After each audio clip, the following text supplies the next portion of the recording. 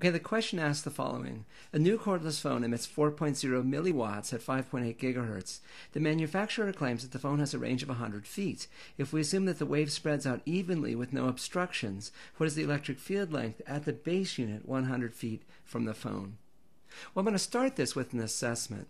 I'm expecting that the electric field strength is going to be in the range of several millivolts. And that's what I'm expecting. And I'm just doing that based on other calculations that we've done for antennas and the strength of the electric field at antennas. I'm expecting this to be in the range of millivolts. It's not going to be as good as a cell phone. The cordless phones, the technology is not as advanced. So I'm expecting it to be in the range of several millivolts. Notice this. We're given the frequency of the cell phone.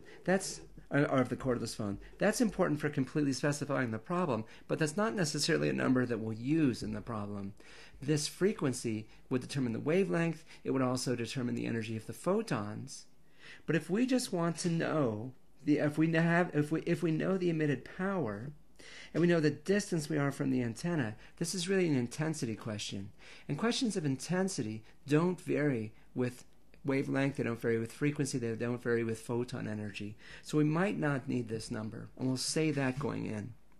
Let's do preparation. First off, we'll say this. If we have the phone and it's emitting waves and they're spreading out evenly, and so imagine circular waves spreading out, after the wave has traveled a distance r, the intensity is equal to the power of the source divided by 4 pi r squared. Now r is the distance from the source, and we're told we're at a distance of 100 feet from the phone. We need to convert that to meters. If we do that, it's 30.5 meters. That's our distance, okay? So we're at a distance of 30.5 meters from the phone. The intensity, which is the power of the source, which is given, is just 4 milliwatts, but of course we need to have that in watts.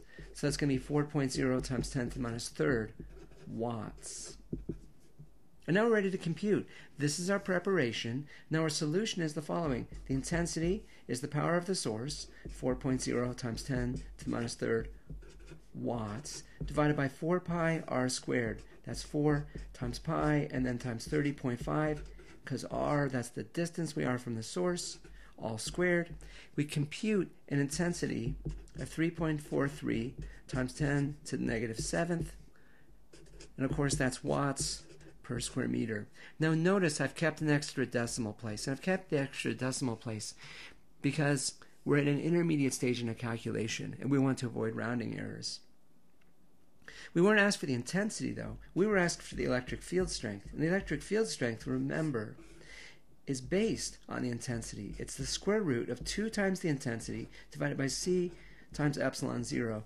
This is the permittivity constant. That's 8.85 times 10 to the negative 12th. Remember that. C is the speed of light. That's 3 times 10 to the 8th meters per second. The intensity, we know from up here, that's our intensity. And so we have everything we need to compute the electric field strength. If we do this, we get 0.016 volts per meter. That's 16 millivolts per meter.